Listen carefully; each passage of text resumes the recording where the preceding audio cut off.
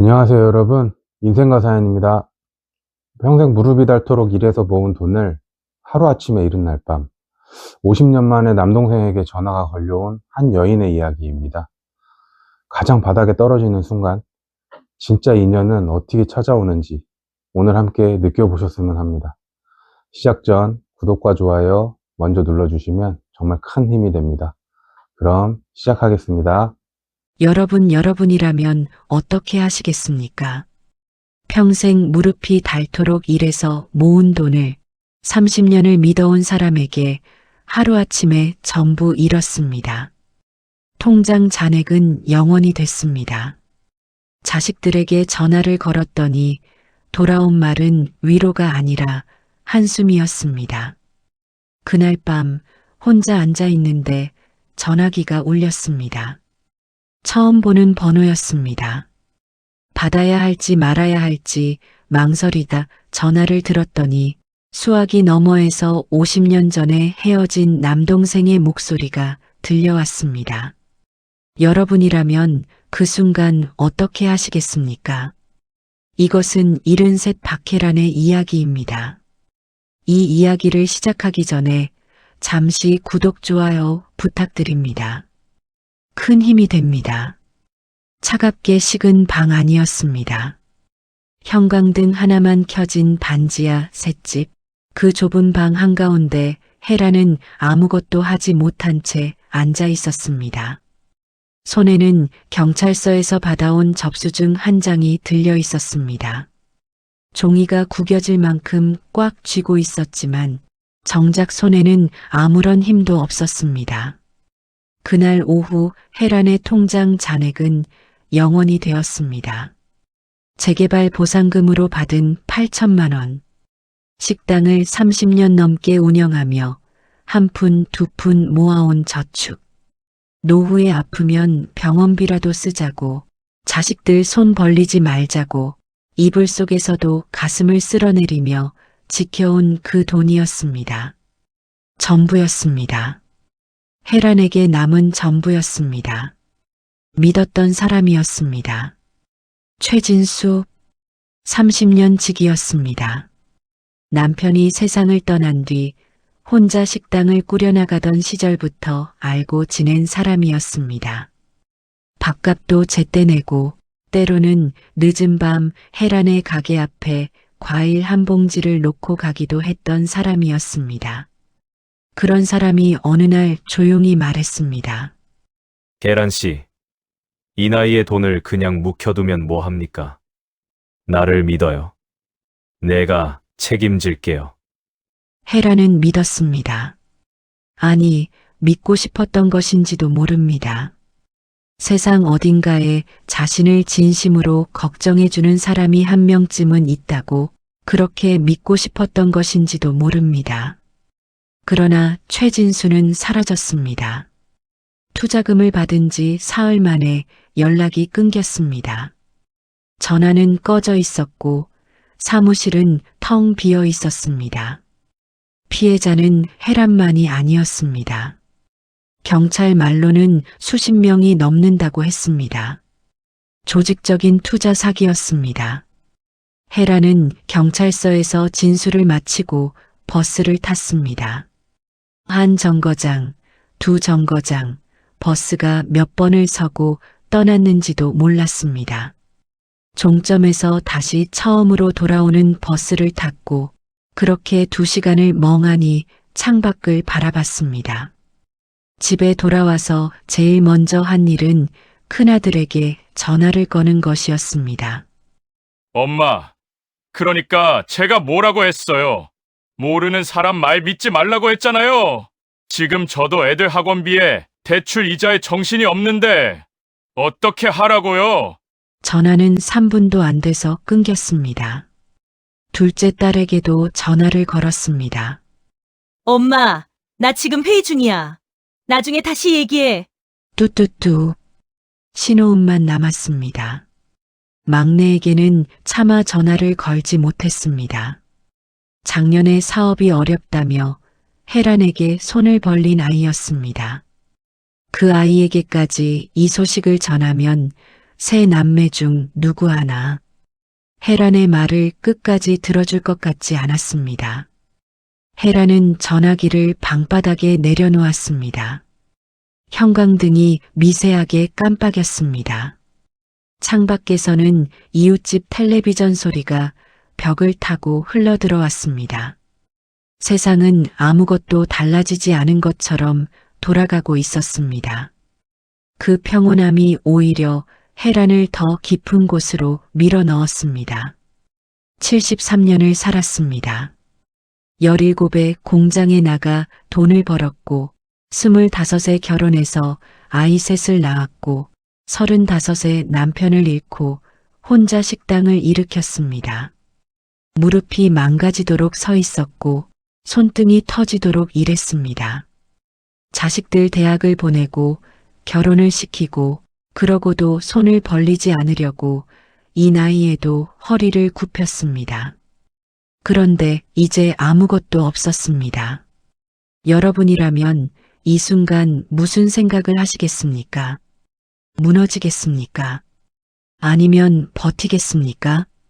아니면 그냥 아무 생각도 하지 못한 채 그 자리에 앉아 있겠습니까? 헤라는 눈을 감았습니다. 울지 않으려 했습니다. 울면 지는 것 같았습니다. 무엇에 지는 것인지는 몰랐지만 이것만큼은 울어서는 안 된다고 그렇게 생각했습니다. 그때였습니다. 전화기가 울렸습니다. 처음 보는 번호였습니다. 지역 번호는 경상도 어딘가였습니다. 헤라는 한참을 바라봤습니다. 사기꾼 쪽에서 다시 연락이 온 것인가 싶어 받지 않으려 했습니다. 그런데 전화는 끊기지 않았습니다. 10번 가까이 울렸습니다. 헤라는 천천히 전화를 들었습니다. 여보세요. 잠시 침묵이 흘렀습니다. 그러더니 수화기 너머에서 낯설고도 어딘가 낯익은 목소리가 들려왔습니다. 쉰 듯 굵은 목소리였습니다. 그 목소리는 천천히 조심스럽게 말했습니다. 누나, 나야, 재봉이. 헤란의 손이 떨렸습니다. 재봉, 박재봉, 6살에 고아원으로 떠나보낸 그 이후로 단 한 번도 목소리를 들어본 적 없는 이름이었습니다. 50년이었습니다. 헤란이 그 이름을 가슴속에서 꺼내지 않으려 애써온 세월이 꼭 50년이었습니다. 여러분이라면 어떻게 하시겠습니까? 인생에서 가장 바닥에 떨어진 날 밤, 50년 전에 잃어버린 사람이 다시 찾아온다면, 그 목소리 하나가, 그 긴 세월의 무게가 한꺼번에 쏟아진다면, 헤라는 울지 않으려 했습니다. 정말로 울지 않으려 했습니다. 그러나 헤란의 눈에서 오랫동안 참아온 것들이 한꺼번에 소리도 없이 흘러내렸습니다. 그날 밤은 쉽게 지나가지 않았습니다. 헤란은 전화를 끊지 못했습니다. 재봉도 마찬가지였습니다. 두 사람은 한동안 아무 말도 하지 못한 채 수화기를 붙들고 있었습니다. 50년의 침묵이 전화선 위에 그대로 얹혀 있는 것 같았습니다. 먼저 입을 연 것은 재봉이었습니다. 누나 살아있었구나. 그 한마디였습니다. 살아있었구나. 헤라는 그 말을 듣는 순간 자신이 오랫동안 누군가에게 그 말을 듣고 싶었다는 것을 처음으로 깨달았습니다. 잘 지냈냐는 말도 보고 싶었다는 말도 아니었습니다. 그냥 살아있었구나. 그것으로 충분했습니다. 헤라는 전화를 끊고 한참을 멍하니 앉아 있었습니다. 그러다 처음으로 방 안을 둘러봤습니다. 제대로 둘러본 것은 오랜만이었습니다. 좁은 방이었습니다. 창문은 반지하라 바깥에서 사람들 발목 높이밖에 보이지 않았습니다. 벽지는 군데군데 누렇게 발해 있었고 장판 귀퉁이는 들떠 있었습니다. 오래된 옷장 위에는 사진 액자 하나가 놓여 있었습니다. 새 아이들이 어렸을 적 남편과 함께 찍은 사진이었습니다. 남편은 그 사진 속에서만 웃고 있었습니다. 헤라는 그 사진을 오래 바라봤습니다. 박혜란, 1952년 경상북도 안동 출생, 6남매 중 맏이었습니다. 아버지는 시장에서 소일거리를 하며 근근히 살아갔고 어머니는 남의 집 빨래를 받아다 날마다 손이 붓도록 일했습니다. 가난은 숨처럼 늘 곁에 있었습니다. 헤라는 그 집의 맏딸이었습니다. 맏딸이라는 것은 그 시절 어른이 되는 나이가 따로 없다는 뜻이었습니다. 10살 때부터 동생들 밥을 챙겼습니다. 15세는 어머니 대신 시장에 나가 물건을 떼다 팔았습니다. 학교는 중학교가 마지막이었습니다. 더 다니고 싶다는 말은 꺼내지도 못했습니다. 집에 입 하나를 줄이는 것이 더 중요한 시절이었으니까요. 17에 대구 공장에 취직했습니다. 방직 공장이었습니다. 새벽 5시에 일어나 밤 10시까지 실을 감았습니다. 손가락 끝이 매일 갈라졌고 겨울에는 그 갈라진 틈으로 피가 났습니다. 그래도 헤라는 월급이 나오는 날이면 봉투를 뜯지도 않고 고향으로 붙였습니다. 동생들 학비였습니다. 그러다 25에 지금의 남편 이강민을 만났습니다. 이강민은 공장 근처 철물점을 하는 사람의 아들이었습니다. 과묵하고 성실한 사람이었습니다. 헤란에게 잘해줬습니다. 말로 표현하는 사람은 아니었지만 비 오는 날 우산을 들고 공장 앞에 서 있는 사람이었습니다. 헤라는 그것으로 충분하다고 생각했습니다. 결혼을 하고 서울로 올라왔습니다. 변두리 작은 새방에서 시작했습니다. 큰아들 민준이 태어났고 이듬해 딸 민경이 그리고 몇 년 뒤 막내 민철이가 태어났습니다. 가난했지만 시끄럽고 따뜻했습니다. 헤라는 그 시절이 자신의 인생에서 가장 많이 웃었던 때였다고 생각했습니다. 그러나 행복은 오래가지 않았습니다. 강민은 42에 갑자기 쓰러졌습니다. 뇌출혈이었습니다. 병원에 실려간 지 사흘 만에 세상을 떠났습니다. 큰아들 민준이 고등학교 2학년 때였습니다. 헤라는 남편의 빈소에서도 울지 않았습니다. 울 시간이 없었습니다. 새 아이가 눈앞에 있었으니까요. 장례를 마치고 헤라는 식당을 차렸습니다. 가진 돈이 없으니 작을 수밖에 없었습니다. 서울 외곽주택가 골목, 테이블 5개짜리 허름한 식당이었습니다. 메뉴는 된장찌개와 김치찌개 2가지뿐이었습니다. 밥은 항상 넉넉하게 퍼졌습니다. 그것이 헤란의 유일한 자랑이었습니다. 30년을 그렇게 했습니다. 무릎 연골이 닳아서 계단을 내려갈 때마다 소리가 났습니다. 허리 디스크로 3번을 병원에 입원했습니다. 그래도 헤라는 쉬지 않았습니다. 쉬면 무너질 것 같았습니다. 몸이 아닌 다른 무언가가 무너질 것 같았습니다. 아이들은 자랐습니다. 대학을 나왔고 취직을 했고 결혼을 했습니다. 헤라는 그것으로 자신의 몫을 다했다고 생각했습니다. 그런데 이상한 일이었습니다. 아이들이 독립할수록 헤란의 방은 점점 조용해졌습니다.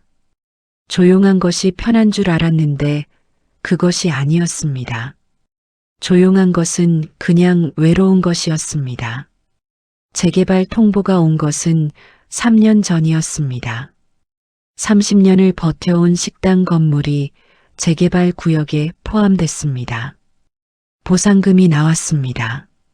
8천만 원이었습니다. 헤란에게는 생전 처음 손에 쥐어본 목돈이었습니다.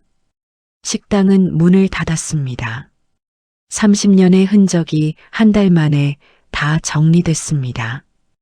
헤라는 이사를 했습니다. 지금의 반지하 셋집이었습니다. 그때부터였습니다. 최진수가 더 자주 연락을 해온 것이 헤라는 그것을 나중에야 알았습니다. 재개발 보상금 소식이 돌았을 때부터 최진수의 연락이 잦아졌다는 것을.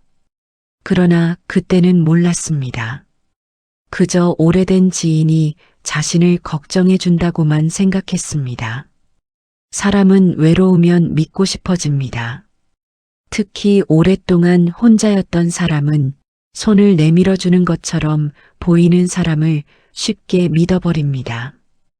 헤란도 그랬습니다. 73년을 강하게 살아온 사람이었지만 그 강함 아래에는 늘 들키지 않으려 했던 외로움이 있었습니다. 그리고 그 외로움이 결국 헤란의 전부를 앗아갔습니다. 그날 밤 재봉의 전화가 오기 전까지 헤란의 하루는 그렇게 끝나가고 있었습니다. 이제 우리는 한 가지를 더 알아야 합니다. 헤란이 50년 동안 한 번도 꺼내지 못했던 이름, 박재봉이 어떻게 이 밤에 전화를 걸어왔는지를, 그리고 그것이 단순한 우연이었는지 아니면 50년이라는 시간이 만들어낸 필연이었는지를. 다음 날 아침이 왔습니다. 밤새 잠을 이루지 못한 헤라는 눈이 퉁퉁 부은 채로 일어났습니다. 울었던 것인지 그냥 뜬 눈으로 버텼던 것인지 자신도 몰랐습니다. 몸은 무거웠고 머릿속은 이상하게 텅 비어 있었습니다. 아무 생각도 나지 않았습니다. 아무것도 하고 싶지 않았습니다. 그래도 헤라는 일어났습니다. 세수를 하고 밥을 지었습니다. 먹고 싶지 않았지만 숟가락을 들었습니다.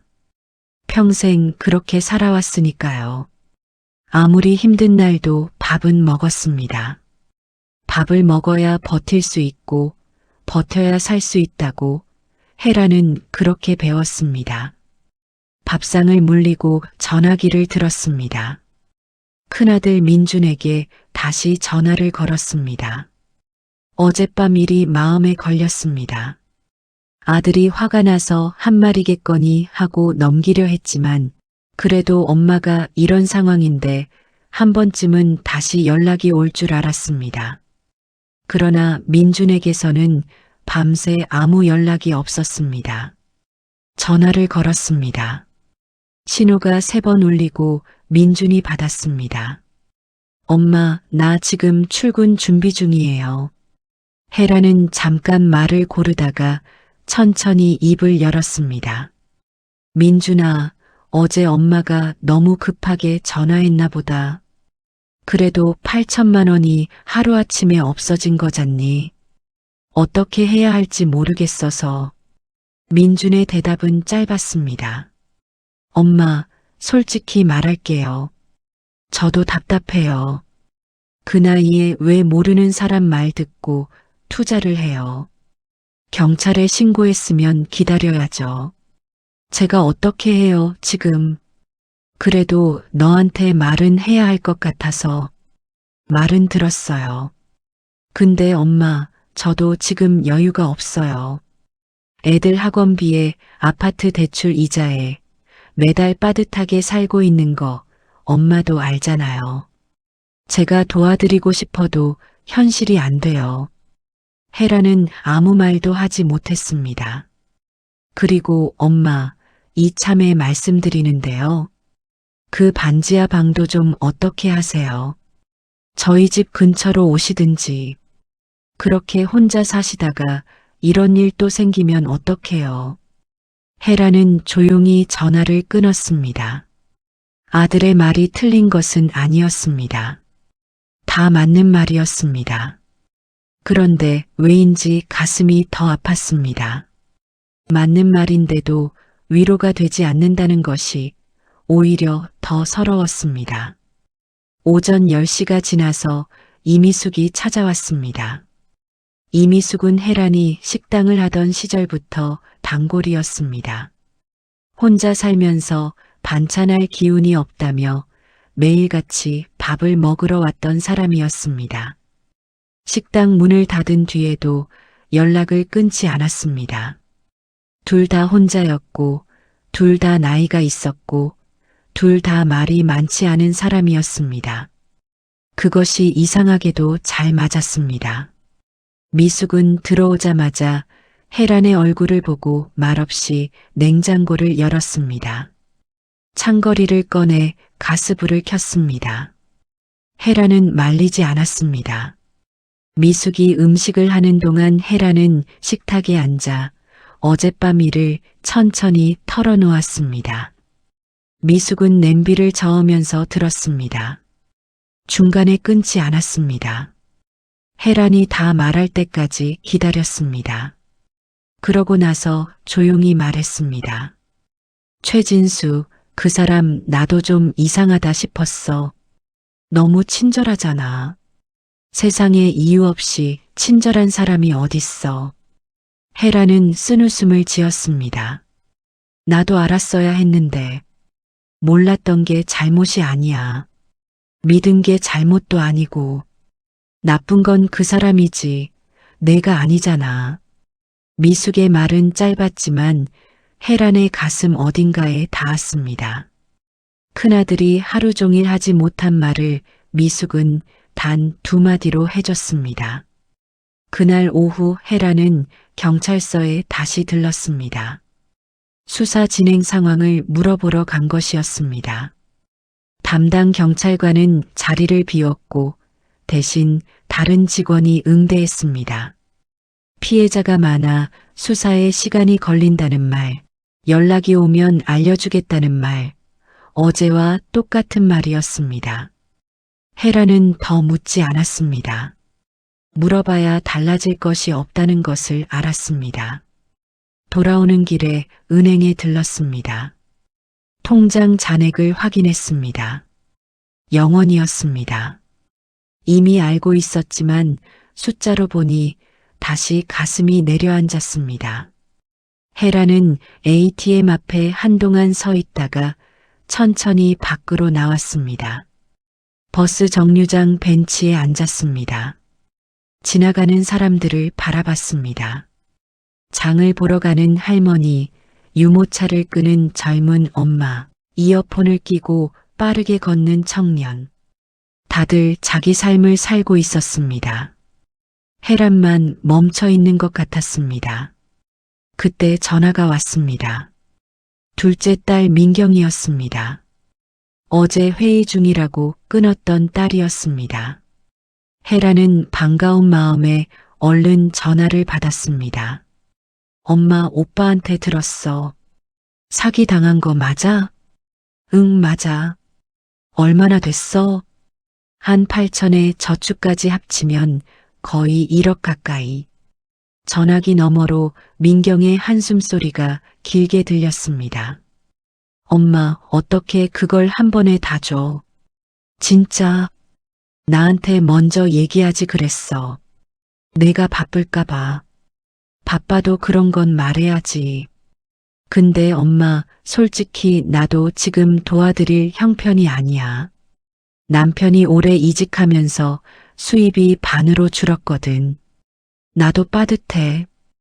혜란은 도와달라는 말을 한 적이 없었습니다. 그런데 민경은 도와줄 수 없다는 말을 먼저 했습니다. 혜란은 그것이 이상하게 마음에 걸렸습니다. 도움을 바라고 전화한 것이 아니었는데 딸은 이미 그것을 거절할 준비를 하고 있었습니다. 알았어, 민경아. 엄마 괜찮아. 오빠가 엄마 모시고 살자는 얘기 했다던데 그게 낫지 않겠어? 혼자 계시면 우리도 걱정되고. 혜란은 대답하지 않았습니다. 오빠네 집에 들어가는 것. 그것이 혜란에게 어떤 의미인지 아이들은 몰랐습니다. 짐이 되는 것이었습니다. 평생 짐이 되지 않으려고 버텨온 사람이 이제 자식 집 한켠에 들어앉아 눈치를 보며 사는 것. 헤라는 그것만큼은 하고 싶지 않았습니다. 전화를 끊고 헤라는 오랫동안 벤치에 앉아 있었습니다. 하늘이 흐렸습니다. 바람이 차가웠습니다. 헤라는 코트 깃을 세우고 두 손을 무릎 위에 모았습니다. 손등에는 세월의 흔적이 고스란히 남아 있었습니다. 검버섯이 피고 핏줄이 도드라진 손이었습니다. 이 손으로 평생 밥을 하고 설거지를 하고 돈을 벌었습니다. 그런데 이제 이 손에 아무것도 남지 않았습니다. 헤라는 하늘을 올려다봤습니다. 구름이 느리게 흘러가고 있었습니다. 어디로 가는지도 모른 채 그냥 흘러가고 있었습니다. 나도 저렇게 살아온 것인지도 모른다고 헤라는 생각했습니다. 어디로 가는지도 모른 채 그냥 흘러온 것인지도. 그러나 헤라는 아직 몰랐습니다. 재봉의 전화가 단순한 우연이 아니라는 것을. 그리고 최진수라는 이름이 50년 전 헤란의 가족이 무너지던 그날과 어떻게 연결되어 있는지를. 시간은 언제나 말해야 할 순간이 되면 스스로 입을 열었습니다. 사흘이 지났습니다. 헤라는 그 사흘 동안 거의 방 밖을 나가지 않았습니다. 밥은 먹었습니다. 물은 마셨습니다. 그러나 그것뿐이었습니다. 텔레비전을 켜도 무슨 내용인지 들어오지 않았고 책을 펼쳐도 글자가 눈에 들어오지 않았습니다. 그냥 앉아 있었습니다.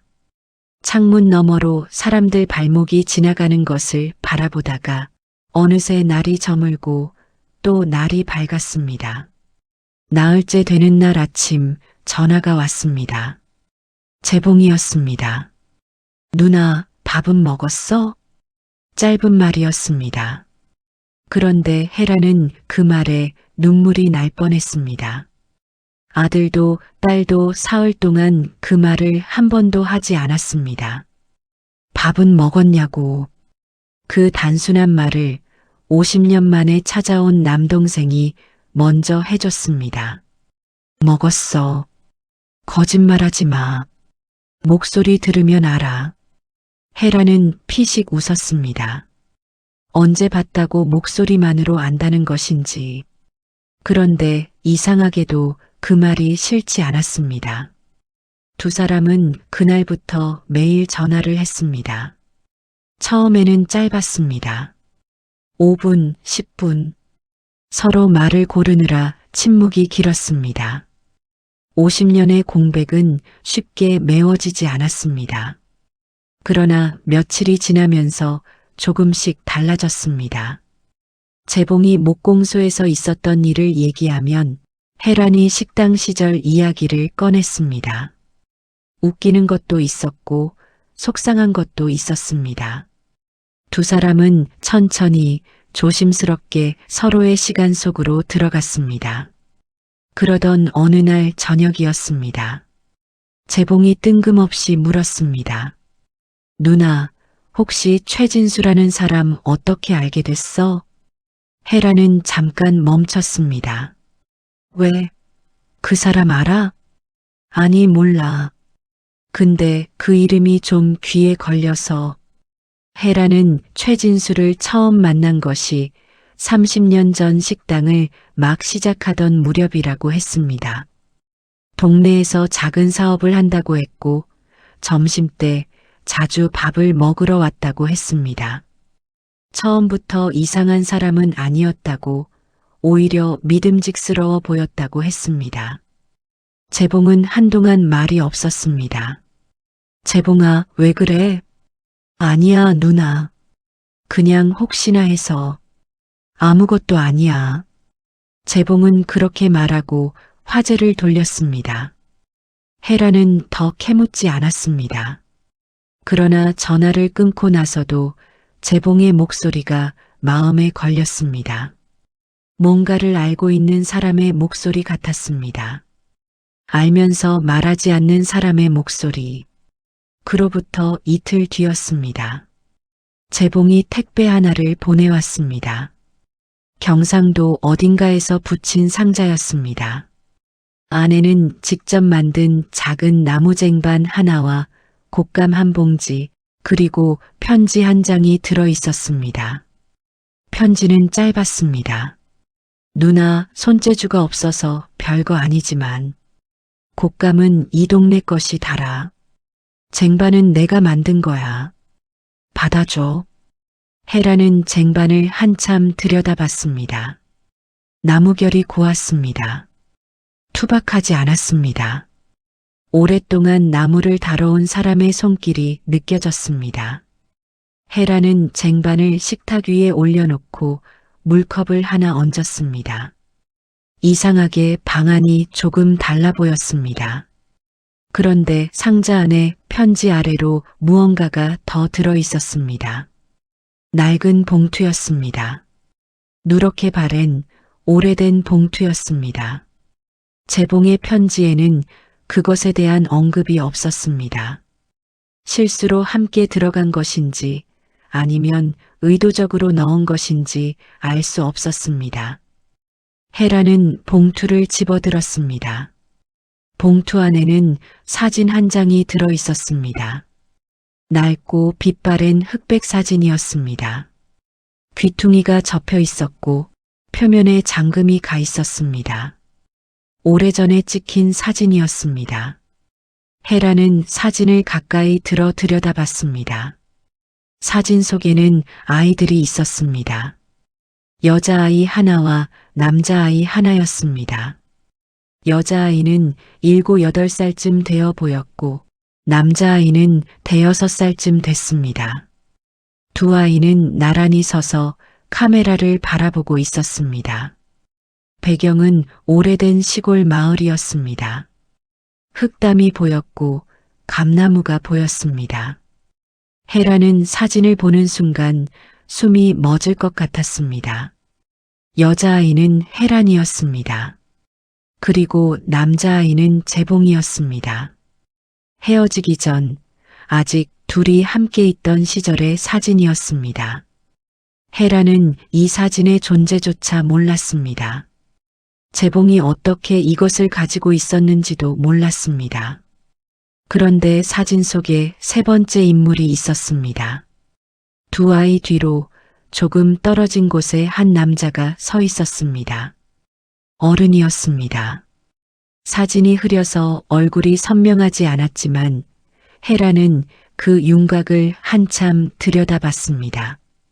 알 것도 같고 모를 것도 같은 얼굴이었습니다. 헤라는 사진을 창가로 가져갔습니다. 빛에 비춰서 다시 봤습니다. 남자의 얼굴이 조금 더 선명하게 보였습니다. 그 순간 헤란의 손이 멈췄습니다. 분명하지 않았습니다. 확신할 수 없었습니다. 그러나 그 눈매, 그 턱선, 그 서 있는 자세가 어딘가 낯이 익었습니다. 오래전에 본 것 같기도 했고 아주 최근에 본 것 같기도 했습니다. 헤라는 전화기를 들었습니다. 재봉에게 전화를 걸었습니다. 신호가 울렸습니다. 한 번, 두 번, 세 번. 재봉은 받지 않았습니다.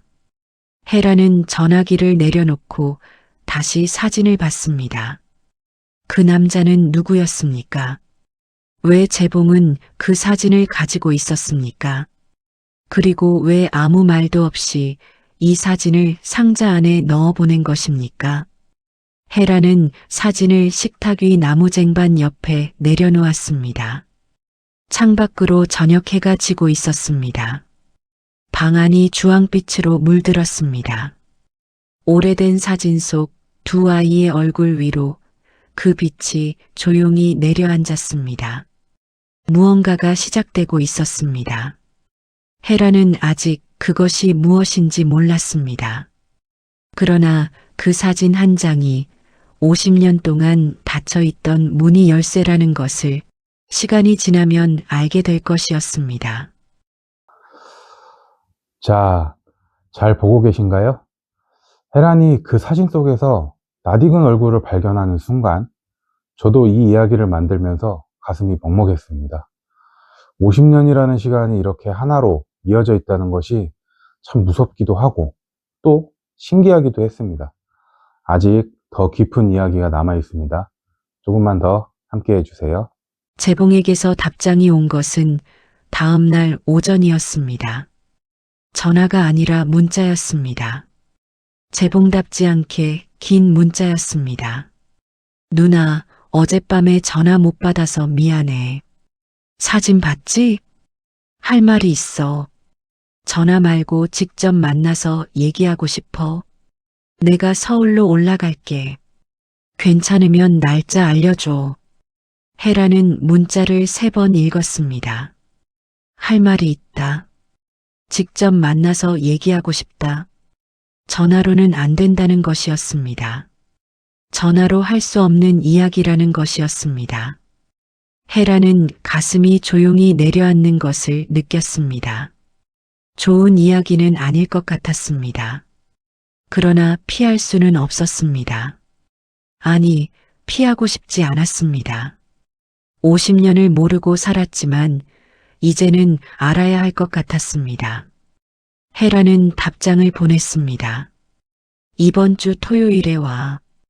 토요일 오후였습니다. 재봉은 약속한 시간보다 조금 일찍 도착했습니다. 혜란이 문을 열었을 때 문 밖에 서 있는 남자를 보고 혜란은 잠시 말을 잃었습니다. 68이었습니다. 머리는 반쯤 휘었고 얼굴에는 세월이 깊게 새겨져 있었습니다. 키는 혜란보다 한 뼘쯤 컸고 어깨가 넓었습니다.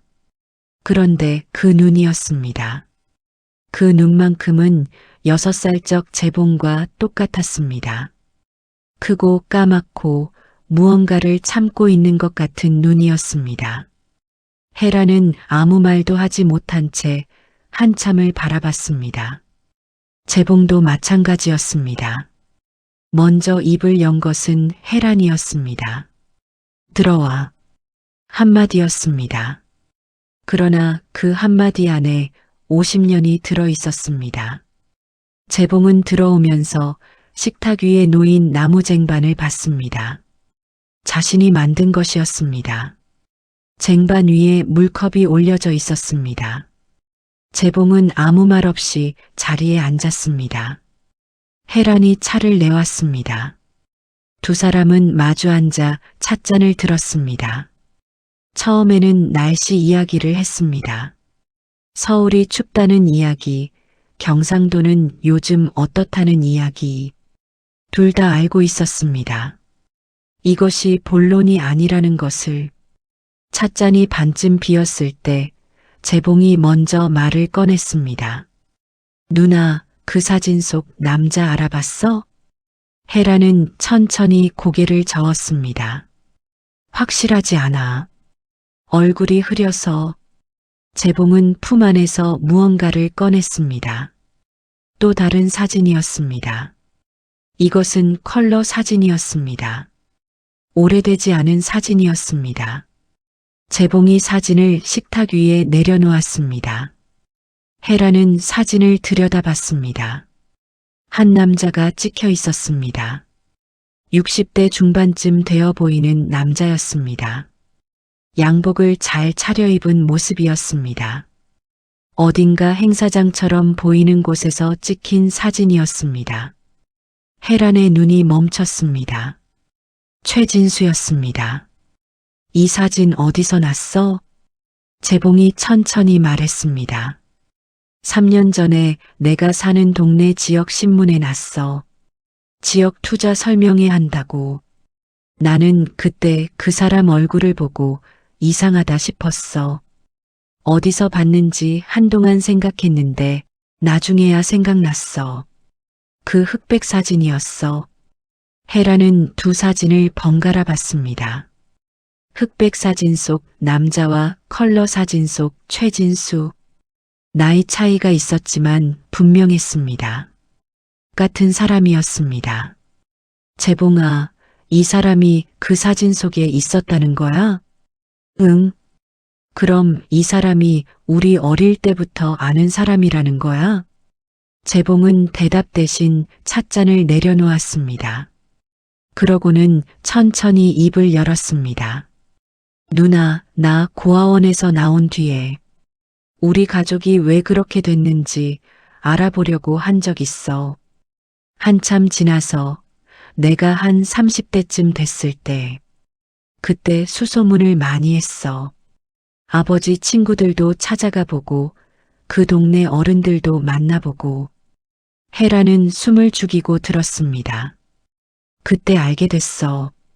아버지가 왜 그렇게 빚더미에 올라앉게 됐는지, 누가 아버지한테 사업 얘기를 가져왔는지. 재봉의 목소리가 낮아졌습니다. 최 씨 집안이었어. 최진수 아버지가 우리 아버지한테 사업 얘기를 가져온 거야. 땅 투자였어. 그게 잘못됐고 아버지는 빚을 다 뒤집었었어. 그러고 나서 집이 무너진 거야. 내가 고아원에 가게 된 것도 누나가 공장에 가게 된 것도 다 그 사람들 때문이었어. 방안이 조용해졌습니다. 헤라는 아무 말도 하지 못했습니다. 머릿속이 하얘지는 것 같았습니다. 50년 전 집이 무너지던 날의 기억이 파편처럼 떠올랐습니다. 아버지가 며칠째 집에 들어오지 못하던 것, 어머니가 밤마다 울던 것, 재봉이 낯선 어른들 손에 이끌려 대문을 나서던 것. 그 모든 것의 시작이 최 씨 집안이었습니다. 그리고 그 최 씨 집안의 아들 최진수가 50년이 지나 다시 헤란 앞에 나타나 남은 전부를 가져갔습니다. 재봉아, 헤란의 목소리가 떨렸습니다.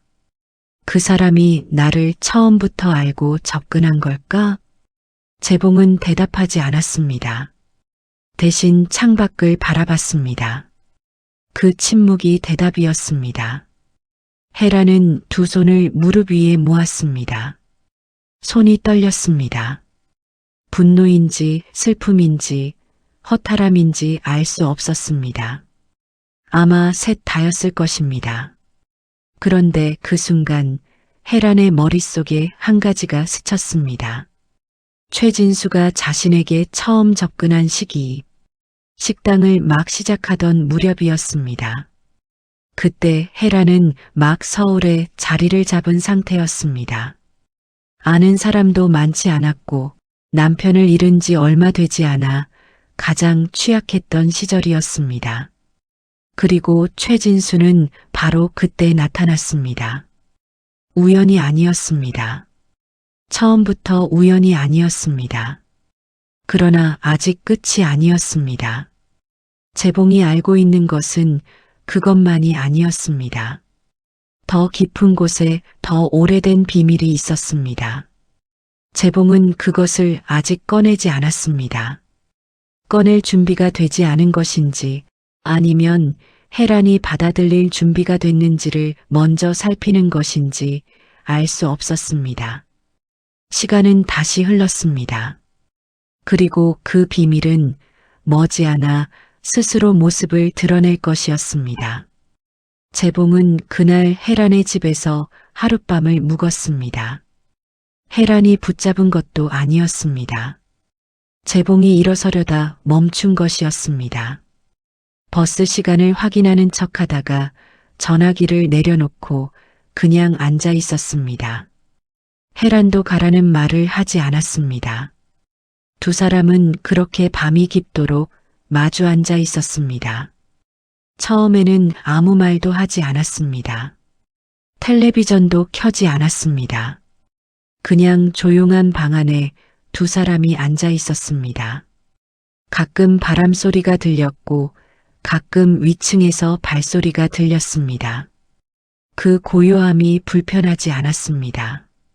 오히려 이상하게 편안했습니다. 오랫동안 혼자였던 사람이 같은 온도의 침묵을 나눌 수 있는 사람을 만났을 때의 편안함이었습니다. 한참 뒤에 헤란이 먼저 말을 꺼냈습니다. 재봉아, 너 고아원에서 어땠어? 재봉은 잠시 천장을 바라봤습니다. 처음엔 누나 기다렸어. 매일. 누나가 데리러 올 줄 알았어. 헤라는 가슴이 무너지는 것 같았습니다. 그랬구나. 한 1년은 기다린 것 같아. 그러다 어느 날부터 안 기다렸어.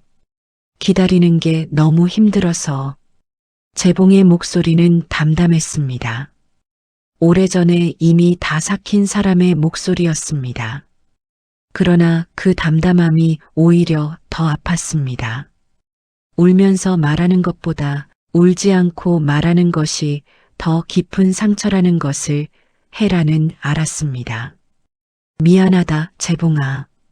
누나가 미안할 거 없잖아. 그래도 미안해. 데리러 갔어야 했는데. 어떻게 갔어? 누나도 17이었잖아. 헤라는 입술을 깨물었습니다. 눈물이 나오려는 것을 참았습니다. 그런데 참을수록 더 차오르는 것이 눈물이었습니다. 나 그날 기억해. 내가 나가던 날. 내가 문을 나서면서 뒤를 돌아봤잖아. 나한테. 그 눈빛이 평생 잊히지 않았어. 재봉은 아무 말도 하지 않았습니다. 그날부터 나는 내 생각을 안 하려고 했어. 생각하면 아무것도 못할 것 같아서.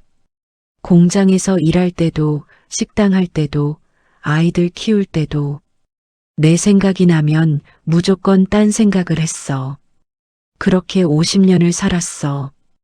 헤란의 목소리가 끝에서 갈라졌습니다.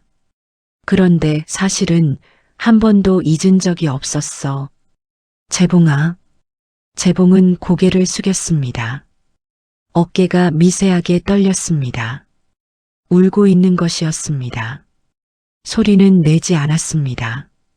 그냥 고개를 숙이고 조용히 울고 있었습니다.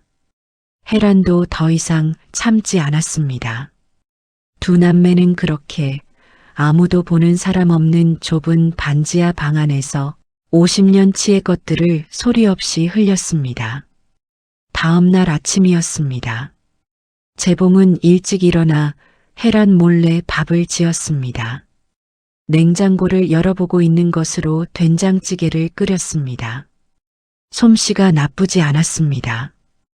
헤란이 일어나 부엌에 들어서자 재봉이 뒤도 안 돌아보고 말했습니다. 앉아. 다 됐어. 헤라는 식탁에 앉아 재봉이 차려주는 밥상을 받았습니다. 누군가 차려준 밥을 먹는 것이 얼마만인지 몰랐습니다. 남편이 세상을 떠난 뒤로 헤라는 항상 혼자 밥을 했고 혼자 먹었습니다. 아이들이 명절에 찾아오면 헤란이 차렸고 아이들이 돌아가면 또 혼자였습니다. 누군가 차려준 밥상 앞에 앉는 것이 이렇게 낯설 수가 없었습니다. 헤라는 숟가락을 들다가 잠깐 멈췄습니다. 눈물이 또 났습니다. 이번엔 막을 수가 없었습니다. 재봉이 건너편에서 봤습니다. 아무 말하지 않았습니다. 그냥 자기 밥을 먹었습니다. 그 무심한 것 같은 배려가 헤란에게는 오히려 더 고마웠습니다. 밥을 다 먹고 재봉이 짐을 챙겼습니다. 헤란은 현관까지 따라 나왔습니다. 재봉이 신발을 신으면서 말했습니다. 누나, 나 한 가지만 더 말할게. 헤란은 재봉을 봤습니다. 큰 조카, 민준이 맞지? 응, 왜? 재봉의 표정이 조금 굳었습니다. 나 누나 찾는다고 수소문 꽤 오래 했어. 연락처 알아내는데 3년 걸렸어. 근데 이상한 게 있었어. 분명히 누나 연락처가 어딘가에 있을 텐데 중간에 자꾸 막히는 거야. 나중에 알고 보니까. 재봉이 잠깐 말을 멈췄습니다. 민준이가 알고 있었어. 내가 찾는다는 걸. 누가 연락을 해줬는데 민준이가 그쪽에 누나 연락처 주지 말라고 했다더라고. 헤란의 얼굴이 굳었습니다. 그게 무슨 말이야? 누나한테 나 같은 사람이 연락하면 안 된다고 했다는 거야. 고아원 출신이고 뭐가 어떻고 정확한 말은 나도 몰라. 그냥 그렇게 전해 들었어. 헤라는 아무 말도 할 수 없었습니다. 민준이었습니다. 헤란이 평생 허리가 휘도록 키운 큰아들이었습니다. 그 아들이 3년 동안 재봉이 헤란에게 닿지 못하도록 막고 있었습니다. 왜인지 몰랐습니다. 이유가 뭔지 몰랐습니다. 그런데 그것보다 더 먼저 드는 감정이 있었습니다. 3년이었습니다. 재봉이 3년 동안 찾아 헤맨 시간이었습니다. 그 3년 동안 헤라는 아무것도 몰랐습니다. 남동생이 자신을 찾고 있다는 것도, 누군가 그것을 막고 있다는 것도. 재봉은 신발을 다 신고 일어섰습니다. 누나, 화내지 마. 아직 확실한 건 아니니까. 내가 잘못 전해 들은 것일 수도 있어. 헤라는 고개를 끄덕였습니다. 그러나 고개를 끄덕이는 것과 마음이 고개를 끄덕이는 것은 달랐습니다. 재봉이 문을 열고 나갔습니다. 헤라는 문이 닫히는 것을 바라봤습니다. 그러고는 천천히 방으로 들어왔습니다. 식탁 위에는 재봉이 쓰던 찻잔이 남아 있었습니다. 아직 온기가 남아 있었습니다. 헤라는 그 찻잔을 손으로 감쌌습니다. 차가워지기 전에 붙들고 싶었습니다. 이 온기가 사라지기 전에. 73년을 살면서 헤라는 많은 것을 잃었습니다. 아버지를 잃었고, 어머니를 잃었고, 남편을 잃었고, 젊음을 잃었고, 꿈을 잃었습니다. 그리고 이번에는 평생 모은 돈마저 잃었습니다. 그런데 지금 헤란을 가장 아프게 하는 것은 그 어떤 상실도 아니었습니다. 믿었던 아들이었습니다. 그 사실이 오늘 잃은 것들 중에서 가장 무거웠습니다. 헤라는 사흘을 더 버텼습니다. 민준에게 바로 전화를 걸지 않았습니다. 재봉에게 들은 말이 사실인지 아닌지 확인하기 전에 먼저 마음을 가라앉히고 싶었습니다. 성급하게 움직이면 안 된다고 생각했습니다. 평생 그렇게 살아왔습니다. 화가 날수록 천천히, 무너질 것 같을수록 더 조용히. 그러나 사흘째 밤, 헤라는 잠을 이루지 못했습니다. 천장을 바라보다가 눈을 감았다가 다시 천장을 바라봤습니다. 민준의 얼굴이 떠올랐습니다. 태어나던 날의 얼굴, 초등학교 입학하던 날의 얼굴, 대학 합격 통보를 받고 뛰어오던 날의 얼굴. 헤라는 그 얼굴들을 하나씩 들여다봤습니다. 그 아이를 위해 얼마나 많은 밤을 버텼는지, 얼마나 많은 아침을 일어났는지. 그런데 그 아이가 재봉의 연락을 막았습니다. 이유가 무엇이든 그 사실은 변하지 않았습니다. 헤라는 날이 밝자마자 일어나 세수를 하고 옷을 갈아입었습니다. 그러고는 전화 대신 버스를 탔습니다. 민준의 집은 서울 북쪽 끝이었습니다. 버스를 2번 갈아타야 했습니다. 1시간이 넘게 걸렸습니다. 헤라는 그 시간 동안 창밖을 바라보며 할 말을 정리했습니다. 따지러 가는 것이 아니었습니다. 듣고 싶었습니다. 이유를 듣고 싶었습니다. 민주는 헤란이 갑자기 찾아오자 당황한 기색이 역력했습니다. 거실로 들어서는 헤란을 보며 민준의 아내가 차를 내오겠다고 했습니다. 헤란은 괜찮다고 했습니다. 자리에 앉자마자 헤란은 민준을 똑바로 봤습니다. 민준아, 엄마 외삼촌 알지?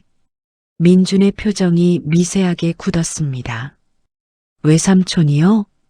박재봉. 엄마 남동생. 3년 전부터 엄마 찾고 있었다더라. 근데 중간에 누가 막았다고 하던데. 내가 알아? 민주는 잠시 말이 없었습니다. 시선을 피했습니다. 그 짧은 침묵이 대답이었습니다. 민준아, 엄마 그게 말해. 이유가 뭐야? 민주는 천천히 소파 등받이에 기댔습니다. 한숨을 길게 내쉬었습니다. 3년 전에 어떤 사람한테 연락이 왔어요. 엄마 남동생이라고 하는데 엄마 연락처를 알려달라고. 근데 저는 그 사람을 몰랐잖아요. 갑자기 나타나서 외삼촌이라고 하는데 어떻게 믿어요? 엄마한테 접근해서 뭔가 요구하려는 거 아닌가 싶었어요. 헤라는 듣고 있었습니다. 그래서 일단 연락처는 못 준다고 했어요. 엄마 혼자 사시는 거 알고 혹시 나쁜 사람이면 어떡하나 싶어서요. 그 뒤에도 계속 연락이 왔어? 민준이 고개를 끄덕였습니다. 2번인가 더 왔어요. 그때도 저는 못 준다고 했고요. 헤라는 잠시 말이 없었습니다. 민준의 말을 들으니 이해가 가는 부분도 있었습니다. 갑자기 나타난 사람을 무조건 믿을 수는 없다는 것, 혼자 사는 어머니를 걱정했다는 것. 틀린 말이 아니었습니다. 그런데 헤란이 묻고 싶은 것은 그것이 아니었습니다. 민준아, 그 사람이 외삼촌이 맞는지 아닌지 확인해 봤어? 민준은 대답하지 않았습니다. 확인도 안 하고 막은 거야? 엄마, 저는 그냥 엄마 걱정돼서 확인해 볼 수 있었잖아. 나한테 물어볼 수도 있었잖아. 엄마한테 남동생이 있는 거 알고 있었잖니. 민주는 고개를 숙였습니다. 헤라는 더 이상 따지지 않았습니다. 목소리를 높이지도 않았습니다. 그냥 조용히 말했습니다. 재봉이가 3년 동안 엄마 찾았어. 목공소하면서 틈틈이 수소문하면서.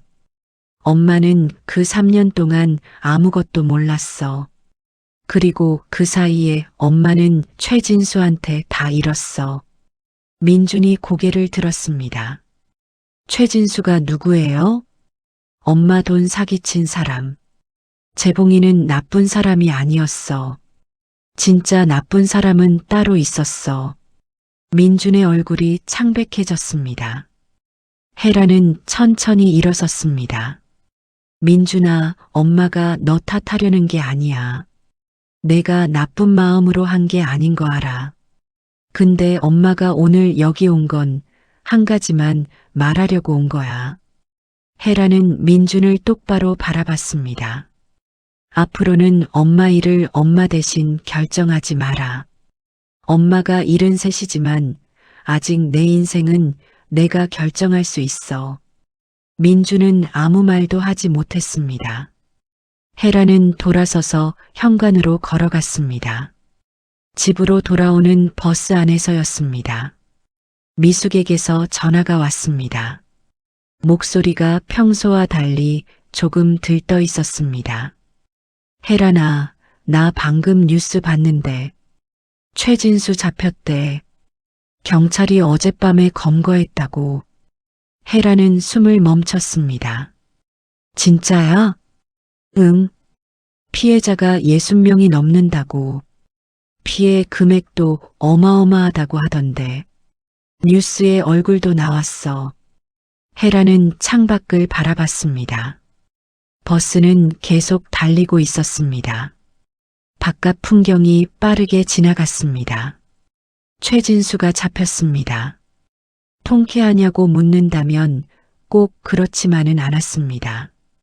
잡혔다고 해서 잃은 돈이 돌아오는 것은 아니었습니다. 잡혔다고 해서 지나간 시간이 돌아오는 것도 아니었습니다. 그러나 한 가지는 달라졌습니다. 더 이상 그 사람이 세상 어딘가를 활보하고 있지 않다는 것. 그것만으로도 헤라는 숨을 조금 더 깊이 쉴 수 있었습니다. 그날 저녁 재봉에게서 전화가 왔습니다. 누나, 최진수 잡혔다는 거 알아? 응, 미숙이한테 들었어. 잘 됐다. 짧은 말이었습니다. 그런데 그 짧은 말 안에 재봉의 30년이 들어 있었습니다. 우리 가족을 무너뜨린 그 집안 아들이 이제 죗값을 치르게 됐다는 것. 헤라는 잠깐 망설이다가 말했습니다. 재봉아, 나 오늘 민준이 만났어. 그래서 나쁜 마음으로 한 건 아니었어. 그냥 무지했던 거야. 재봉은 잠시 말이 없다가 말했습니다. 누나는 왜 그렇게 다 이해해? 이해 안 하면 내가 더 힘드니까. 재봉이 작게 웃었습니다. 헤란도 따라 웃었습니다. 그때였습니다. 재봉이 조심스럽게 말했습니다. 누나, 나 사실 한 가지 더 있어. 오늘 말하려고 했는데 민준이 얘기 나와서 못했어. 헤라는 자세를 고쳐 앉았습니다. 뭔데? 재봉의 목소리가 낮아졌습니다. 나 목공소하면서 돈을 좀 모았어. 많지는 않아. 근데 누나 주려고 모은 거야. 오래전부터. 헤라는 말문이 막혔습니다. 무슨 소리야 갑자기. 누나가 공장 다닐 때 번 돈 고향에 보낸 거 알잖아. 그 돈이 우리 식구들 먹여 살린 거잖아. 나도 그 중에 있었고. 나는 그게 항상 마음에 걸렸어. 누나 덕에 내가 산 건데 누나한테 한 번도 갚지 못했잖아. 재봉아, 그게 무슨 말이야. 가족끼리 그런 게 어딨어. 그래도 나는 갚고 싶었어. 그래서 모았어. 누나 언젠가 찾으면 주려고. 재봉이 잠깐 멈췄다가 말을 이었습니다. 4천만 원이야. 많지 않아. 근데 누나, 이거 받아줘. 헤란의 눈에서 눈물이 흘렀습니다. 말이 나오지 않았습니다. 고맙다는 말도, 됐다는 말도, 어떤 말도 나오지 않았습니다. 그냥 눈물만 흘렀습니다. 평생 모은 돈을 하루아침에 잃은 날 밤 50년 만에 남동생의 전화를 받았습니다. 그 남동생은 3년 동안 누나를 찾아 헤맸고 찾지 못하는 동안에도 누나 몫의 돈을 모으고 있었습니다. 세상에서 가장 믿었던 지인이 배신했고 세상에서 가장 믿었던 아들이 실망을 줬습니다. 그러나 50년 동안 찾아 헤맨 남동생이 아무도 내밀지 않던 손을 내밀었습니다. 헤라는 수화기를 꼭 쥐었습니다. 재봉아, 응, 고마워. 단 2마디였습니다. 그러나 그 2마디 안에 헤란의 73년이 전부 들어 있었습니다. 그로부터 한 달이 지났습니다. 서울에 첫눈이 내렸습니다. 헤라는 아침에 눈을 떠서 창문 너머로 흰 세상을 바라봤습니다. 반지하 창문으로 보이는 것은 여전히 사람들의 발목뿐이었지만 그 발목 위로 하얀 눈이 소복하게 쌓여 있었습니다. 헤라는 한동안 그것을 바라봤습니다. 이상하게 마음이 고요했습니다. 한 달 사이에 많은 것이 달라졌습니다. 최진수는 구속됐습니다. 수사가 진행되면서 피해 금액의 일부가 회수됐고 헤란에게도 얼마 정도 돌아올 가능성이 생겼습니다. 전부는 아니었습니다. 아마 전부는 영영 돌아오지 않을 것이었습니다. 그러나 헤라는 그것에 더 이상 매달리지 않기로 했습니다. 매달려봤자 돌아오는 것은 분노뿐이었고 분노를 안고 사는 것은 너무 무거웠습니다. 재봉이 보내온 통장은 아직 손대지 않았습니다. 받겠다고는 했습니다. 그러나 혼자 쓰고 싶지 않았습니다. 재봉과 함께 쓰고 싶었습니다. 그것이 어떤 형태가 될지는 아직 몰랐습니다. 그냥 그렇게 하고 싶었습니다. 민주는 그 뒤로 2번 찾아왔습니다. 처음에는 말이 없었습니다. 그냥 와서 앉아 있다가 갔습니다. 두 번째에는 짧게 말했습니다. 엄마, 미안해요. 헤라는 괜찮다고 하지 않았습니다. 그냥 고개를 끄덕였습니다. 괜찮다는 말은 아직 이른 것 같았습니다. 그러나 고개를 끄덕이는 것은 할 수 있었습니다. 시간이 지나면 언젠가는 괜찮다는 말도 할 수 있을 것 같았습니다. 그것으로 충분했습니다. 눈이 오는 날 오전 미숙이 찾아왔습니다. 문을 열자마자 미숙이 비닐봉지를 내밀었습니다. 팥죽이었습니다. 직접 쓴 것이었습니다. 첫눈이잖아. 팥죽 먹어야지. 헤라는 웃었습니다. 오랜만에 자연스럽게 나온 웃음이었습니다. 두 사람은 나란히 앉아 팥죽을 먹었습니다. 뜨거운 팥죽이 목을 타고 내려가는 것이 느껴졌습니다. 몸이 따뜻해졌습니다. 밖에서는 눈이 계속 내리고 있었습니다. 미숙이 말했습니다. 헤라나, 너 요즘 얼굴이 좀 달라졌다. 뭐가? 편안해졌어. 뭔가 내려놓은 것 같아.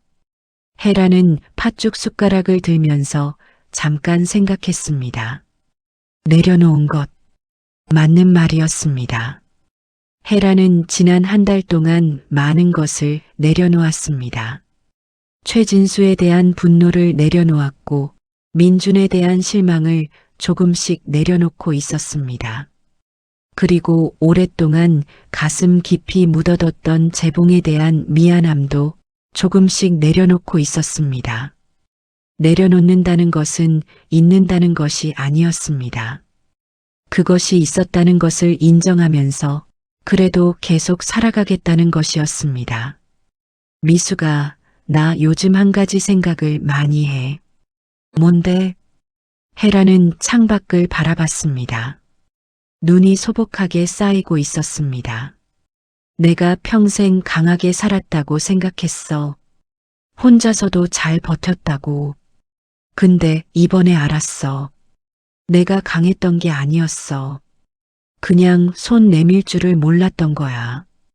도움받는 게 지는 것 같아서, 기대는 게 약한 것 같아서, 그래서 혼자 다 하려고 했던 거야.